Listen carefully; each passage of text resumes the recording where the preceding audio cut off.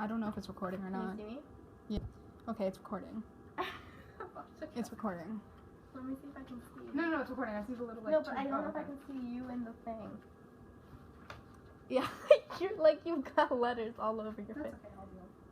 Okay. It's really hot. Okay. In 1959, around 560,000 mentally ill patients were treated in state mental hospitals.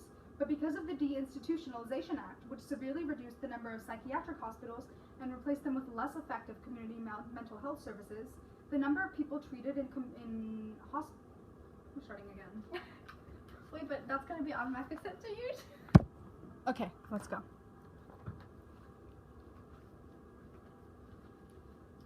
In 1959, around 560 mentally ill patients were treated in state mental hospitals.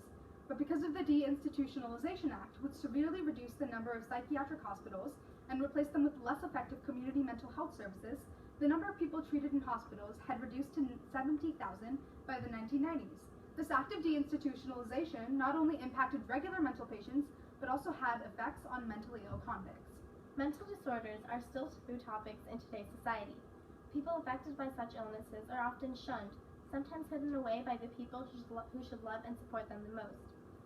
In fact, the stigma associated with mental illness is the primary cause for the lack of effective treatment. In this presentation, we will explore how effective the punishment of mentally ill convicts is in America today from political, psychological standpoints. On one hand, in the court of law, felons harbor no such reservations against being branded mentally unwell, as long as it saves them from punishment. It is quite common for lawyers to seek and save the most hardened criminals by using the not guilty by reason of temporary insanity plea. When defending an act that has caused harm to others, a mentally ill person's defense may well be the same as that of a real criminal, but the intent and cause behind the acts were very different. So too are the implications of the same punishment being meted out to both parties. Do mentally ill convicts need treatment or punishment?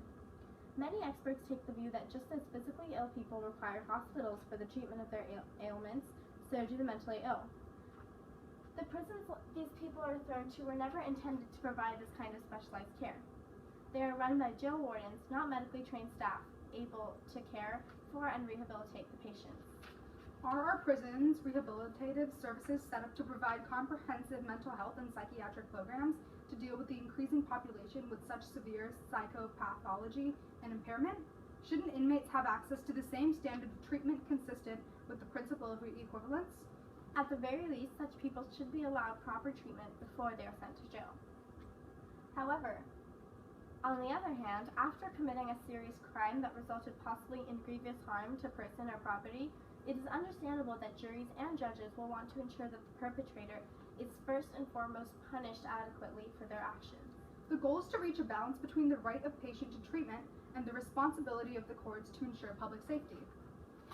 Are the rights of mentally ill adequately protected in the United States today? The Constitution of the United States guarantees equitable treatment to all its citizens, including the mentally ill citizens, who are most vulnerable and least able to protect themselves. Mentally ill perpetrators, even those who have committed terrible acts, are not in complete control of their emotions or their actions. As a result of these impaired faculties, these individuals are often unable to properly defend themselves when on trial. The mentally ill are far more likely to be a victim of crime or to harm themselves.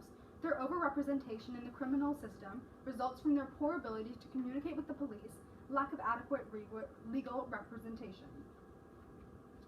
A contrarian view to this can be offered as a result of the frequent abuse of mentally ill or insanity labels, whereby real criminals seek to diminish their responsibility for criminal acts. How is it that such desperately ill and vulnerable people are incarcerated?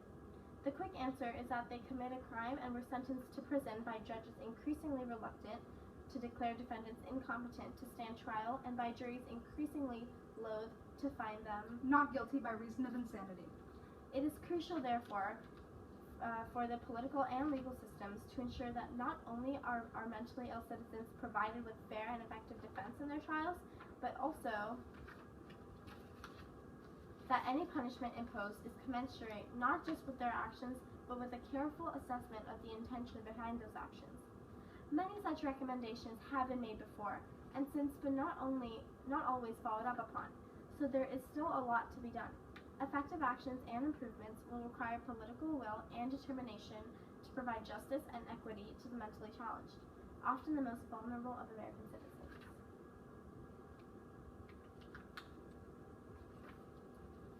Sina Fazel, who focuses on the relationship between mental illness and criminal activity in her research, believed that prisons have a negative effect on mentally ill convicts and pinpoints 28 credible studies, which included 13,844 mentally ill prisoners. Through her findings, she concluded that the risks of having severe psychological disorder in prison is much more likely than out of prison. Fazel also concluded that treating mental disorders in prisons is highly unlikely due to the lack of relevant mental care and limited resources that prisons can provide. Contrarily, incarceration not only affects already mentally ill convicts, but can also bring a toll on those who previously did not have a mental disorder. Melinda S. Pekesa, who is a part of the major psychology program at the University of Central Florida, argues that previously normal inmates could develop mental disorders such as post-traumatic stress disorder, emotional numbness, and depression.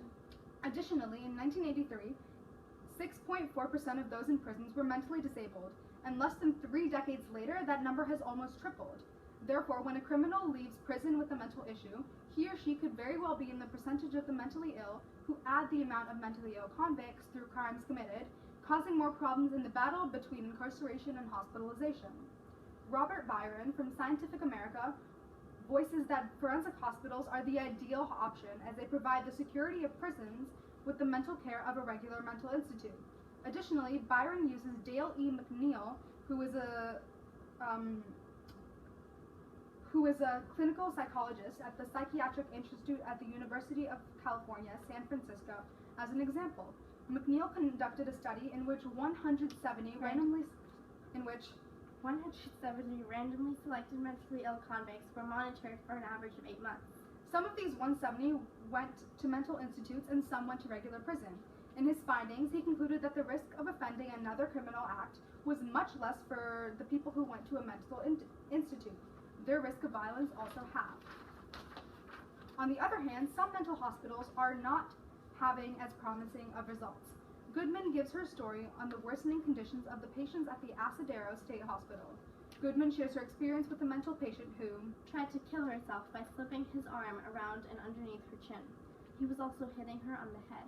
To make matters worse, a patient murdered another patient, so the hospital started to try and make adjustments to deal with the violence and to help the patients improve their psychological health. From a psychological and political standpoint, mental hospitals seem to be the best option for mentally ill convicts. From a political standpoint, it is crucial for the political and legal systems to ensure that not only are our mentally ill citizens provided with a fair and effective defense in their trials, but also that any punishment imposed is commensurate not just with their actions, but with a careful assessment of the intention behind those actions.